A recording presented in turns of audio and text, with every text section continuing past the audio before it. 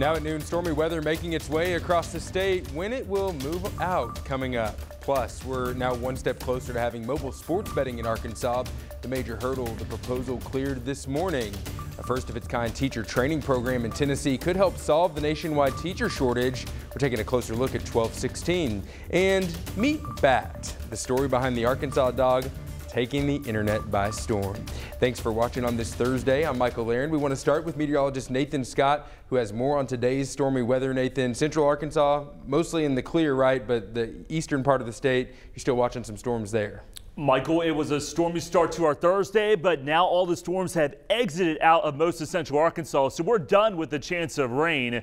But now the colder air is going to pour its way in. The main concern for any more potential of severe weather is for East Arkansas. That's where the tornado watch is for East Arkansas down to Southeast Arkansas. So Drew County, Ashley County, Deshay County, still be on your guard, I would say, for the next hour or so. And then you'll be done with that threat of strong to severe thunderstorms. Here's the radar with the temperatures. You see that solid line extending from just to the south of Jonesboro through Stuttgart all the way down through Monticello. Once that line moves through, ladies and gentlemen, you will be done with the threat of any severe weather. It'll move into Mississippi and Tennessee. But look at the temperature, 70 right now in Little Rock, and then it's 47 in Russellville, 34 in Fayetteville. A cold front knocking at our doorstep here in the Little Rock Metro. And once that cold front moves through, that's when the winds will really start to pick up. But here's what we're watching. Still heavy rain, lightning, thunder, could be some gusty winds moving through Arkansas County. So DeWitt, get ready. Also Gillette moving into Phillips County, and that line extends all the way down through Drew County, moving into Deshay County and Ashley County, and eventually into Chico counties through the course of the afternoon. But watch your temperatures. We've already hit the high here in Little Rock. Those numbers will drop, and by this evening, we'll see those temperatures down into the low to mid 30s. A shock to the system is expected, and I'll let you know how cold it's going to get tonight coming up. Thanks, Nathan. Remember, you can always stay up to date on all things news and weather on the THV11 app. There you can find the latest forecast, watch live newscasts. It's free to download in the Apple and Google app stores. The push to bring mobile sports betting to Arkansas cleared another major hurdle this morning. The proposal passed out of the Administrative Rule Review Subcommittee following 2 days of discussions and questions. There's still some concerns like who controls the majority of the profit. Arkansas's casinos want to keep 51% of the profit. Meanwhile, major vendors like DraftKings and FanDuel generally operate north of 90%. One state legislator says even with the concerns, Arkansans are ready for this to be here, especially with March Madness on the way. But at the end of the day, I truly believe that people will come in here and they will want to engage in sports betting because they're doing it across the country. Let us not be hypocritical. People have bet on every game. The only thing we missed was the Super Bowl, which would have generated so much money for this state. Next up, the full committee meets on Tuesday. If it passes there, Arkansans may be able to bet on their phones by the first week of March, just in time for March Madness. We'll keep you updated.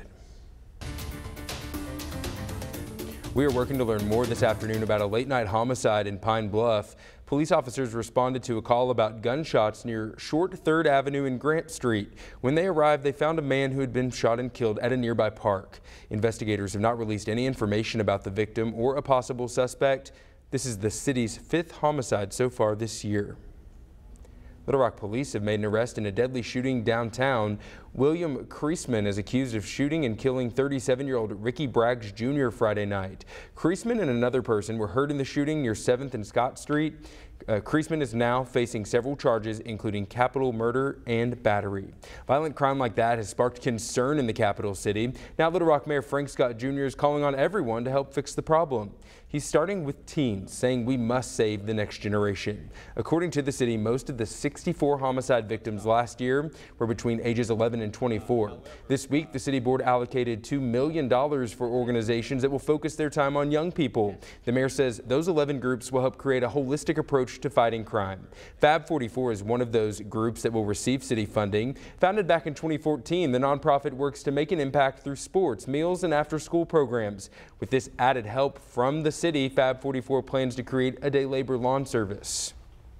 We want to take it a step further because we want to make sure that we're striking the interest of a young entrepreneur that will look at maybe doing this instead of going out and doing the unthinkable. That program could launch in March. Now a big question for many, where's all of this crime happening? Little Rock Police Chief Keith Humphrey says it is not citywide. Instead, he says it's mostly contained to hotspots, which you can see right there on your screen in the darker colors. Those are the hotspots where he and his officers will be, quote, laser focused on. Moving forward, city leaders plan to hold weekly updates on the fight against crime.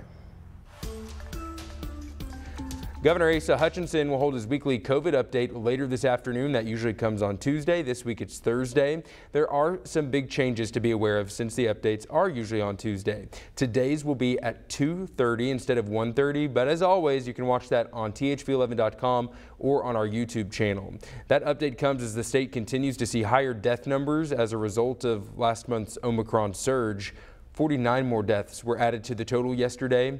We continue to see our cases and hospitalizations go down, so a bit of good news there.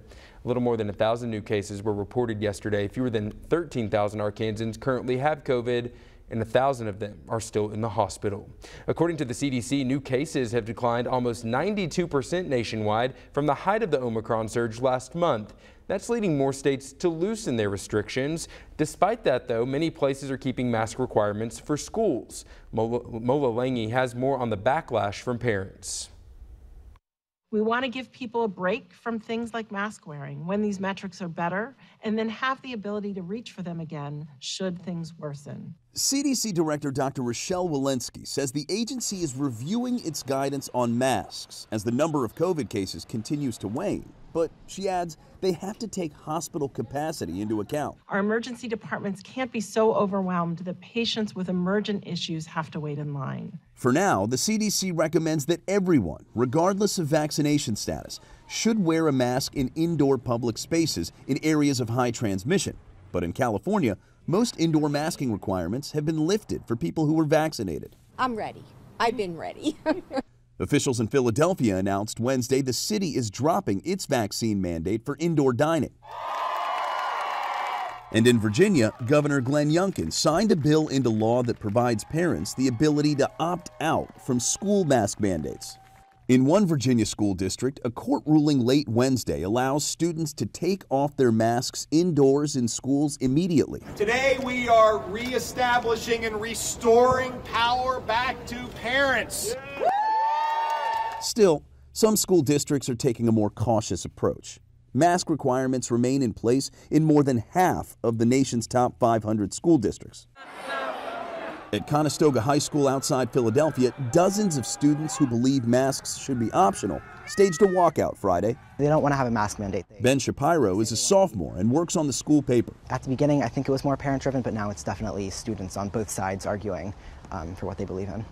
The debate over masks here at Conestoga High School recently spilled onto social media. Hundreds of online comments, even a few potential threats, led the school district to close school on Monday, moving instruction online. Now, the school district says since January, they've been consulting with local health authorities, exploring options for moving away from universal masking. Mola Lange, CBS News, Berwyn, Pennsylvania.